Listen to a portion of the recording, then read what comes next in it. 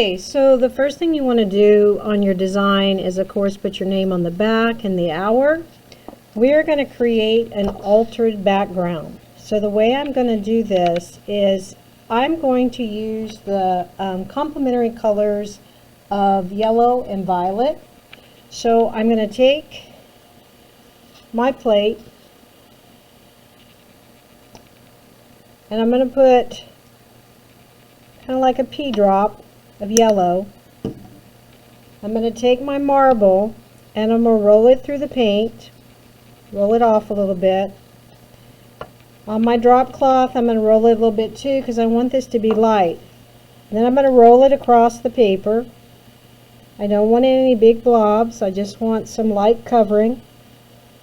And then I'm going to do the same thing with my violet. My marble off. I'm going to do the same thing again. I'm going to put just a pea drop of the violet. I'm going to roll my marble through it. I'm going to roll it off on this a little bit. And then I'm just going to roll it across. And again, I just want kind of a light covering of my complementary colors. Selected my design to be the circle and the flex curve. So I'm going to take the circle, you've got a template, I'm going to trace around it. You want to trace lightly. If you make a mistake, you can erase it. Your HB pencils that you use every day are not the lightest pencils. So if you press down really hard, then you may want to get a lighter pencil from me. Then I'm going to use the square. If I'm standing above it, like I am right now, it's pretty easy to center it. If you want to measure it, you can. It's not going to take away from your design if it's offset a little bit. So now I've got my flex curve. So a flex curve has a bend in it, has a wire that's going to allow you to bend and make that curve. So I'm bending it to get my curve subtle. So it's kind of up to you where it bends. So I like what that one's doing. I want to check my width, so I'm going to raise it a little bit. All I do is hold the flex curve and trace around it. And then what I'm going to do is I'm going to flip it, because by flipping it, that's going to give me pretty close to the same curvature. And then last but not least is my oval. Now, ovals are hard to draw. What most people do is they take a string or a cord and they draw their oval that way. I'm going to go ahead and freehand my oval.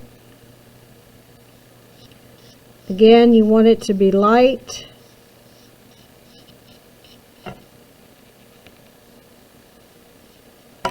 Sometimes if you come back towards it, that works the best. So now I have my drawing laid out.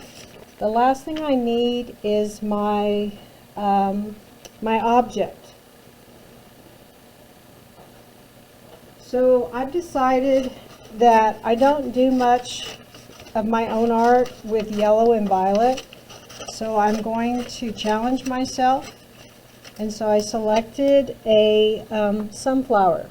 So one of the things that I'm going to do is, this is a Xerox copy, and on the back I just took a pencil. And on the light box I just traced over it. So this all has pencil graphite on the back. So now I can decide where I want to place this. And I made my sunflower a little bit larger because I want it to show up. I did not, I don't want to center my object. I want my object to be offset. So now what I'm going to do is I'm going to take my pencil, I'm going to trace over it, and what that's going to do is it's going to transfer my lead onto the design. I don't want a real dark transfer because I'm going to use colored pencils. Remember that if we use graphite, that it will dirty our color pencils. So everything I'm doing, I want it to be very light so it doesn't interfere with my color pencil shading.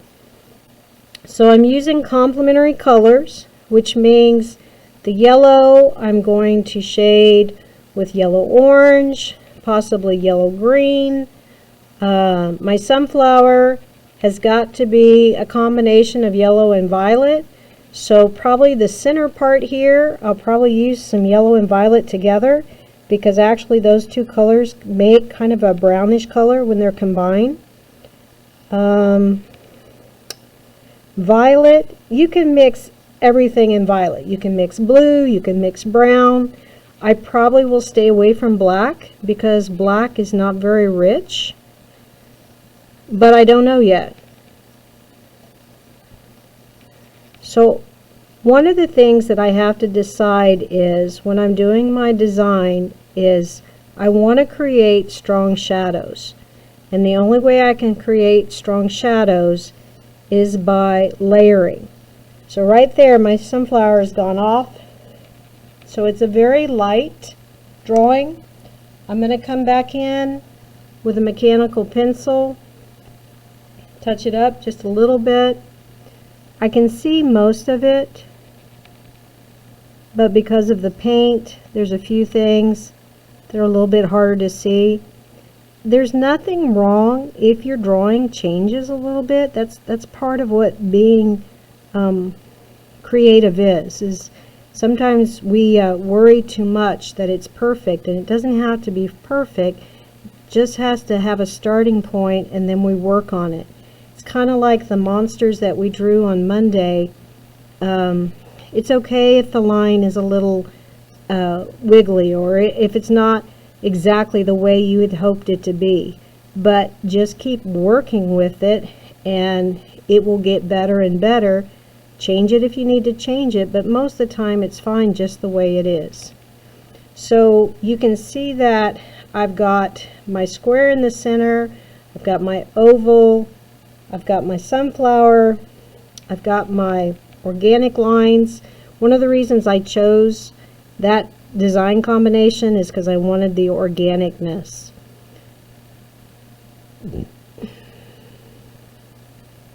This part of the flower is coming off the page. Now, one of the other things I can do is I can dissect the sunflower even more. If I want, like, if this shape right here, if I want the sunflower to be the same kind of colors as the square, I could make it that way, or I can make it stand out more. It's just kind of up to me. So what I'm going to do now is I'm going to start working on the shading part.